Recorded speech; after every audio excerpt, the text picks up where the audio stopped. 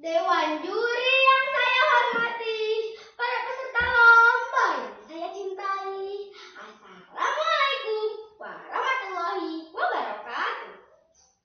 Hai teman-teman, saya akan membawakan sebuah cerita yang berasal dari Jawa Barat. Cerita ini diambil dari buku cerita rakyat Nusantara 366. Cerita ini ditulis oleh Bapak Ali Mutakin yang berjudul Si Lengli. Penerbitnya adalah Adicita Karya Nusa. Mau mendengarkan? Dengarkan ceritanya teman-teman. Zaman dulu hiduplah 7 gadis kakak beradik yang telah yatim piatu. Mereka semua cantik-cantik, rambutnya panjang, kulitnya putih bersih. Tapi dari 7 gadis itu, si bungsulah yang paling cantik dan baik hati. Namanya Nyi Bungsu Rara. Ia tidak disukai ke-6 kakaknya karena mereka iri dan dengki pada kecantikannya itu. Suatu hari mereka bekerja menumbuk padi. Nyi Bungsulah yang paling cepat kerjanya. Tiba-tiba semua kakak Nyi Bungsu minta Nyi Bungsu menumbuk padi mereka. Setelah sampai sore, Nyi Bungsu belum selesai menumbuk padi. Ia berutuk, "Mana berasku? Kerjamu lambat sekali." Nyi Bungsu menjawab, "Kakak, aku telah berusaha. Bila kau tidak mendapat upah dari berasmu, ambillah berasku ini." Mendengar Nyi Bungsu berkata seperti itu, beras Nyi Bungsu diambil semuanya. Seketika Nyi Bungsu merasa lelah, hatinya sedih, maka pergilah ia ke tepi. Ia menelungkup di atas batu, menangis terseduh-seduh. Rambutnya yang panjang terjuntai ke air. Alam pun ikut bersedih. Tiba-tiba air beriak, "Nyi Bungsu, lihatlah aku." Ada ikan kecil ditanya, "Wahai ikan kecil, kau memanggilku?"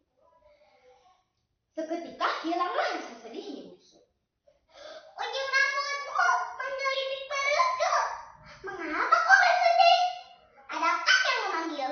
Adakah yang mengganggumu?" Setelah itu dijulurkannya tangan ke dalam air. "Wahai ikan kecil, siapa namamu?"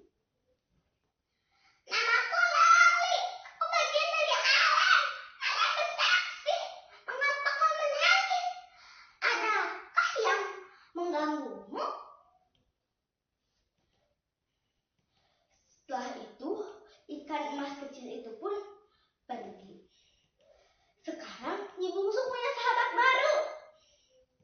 Sehingga setiap hari ia bekerja semakin cepat dan riang gembira. Karena ia ingin segera membuat bubur meluput untuk si Lengli. Setelah itu, ia pergi ke kolam. Dijulurkannya rambut Nyi Bungsu dan ditebarkannya bubur meluput. Ia bernyanyi memanggil si Lengli. "Lengli, Lengli, kemarilah kemari. Ku bawakan bubur meluput untukmu. Ditumbuk dengan alu, diwadahi nampan emas." Si Lengli muncul melahap bubur itu. Ikan itu semakin lama semakin besar. Rupanya ke-6 kakak Nyi Bungsu sangat jahat.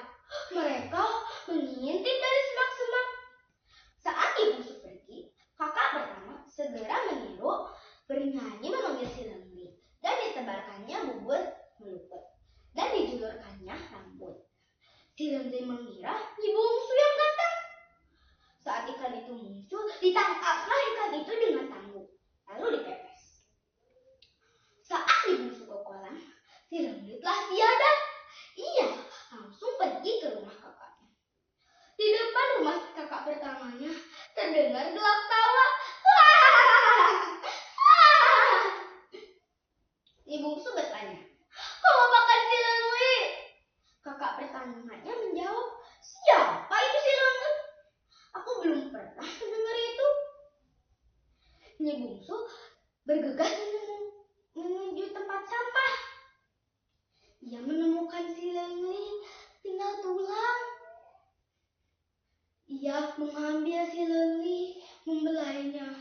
Ia bernyanyi, "Tidurlah Lengli, tidurlah sayang, tidurlah dengan tenang."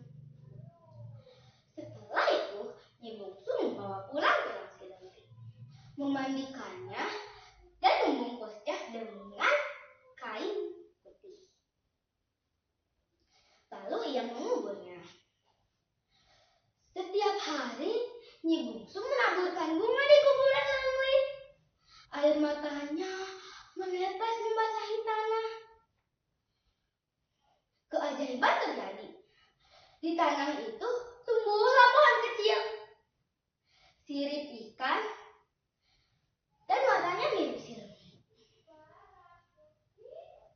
Saat itu, Nyi bungsu baru sadar bahwa si Lengli masih setia menemaninya.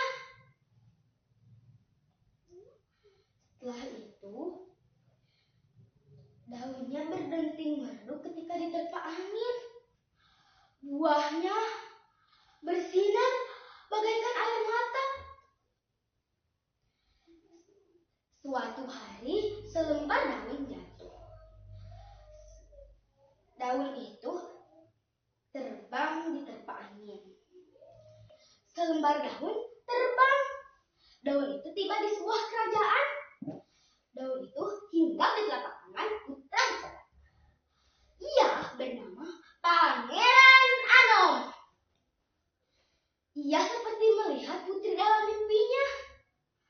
Ia segera mencari putri itu. Setelah itu, ia bertemu dengan putri. Ternyata putri itu Nyi bungsu.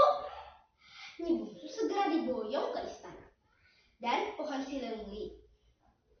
Nah, demikian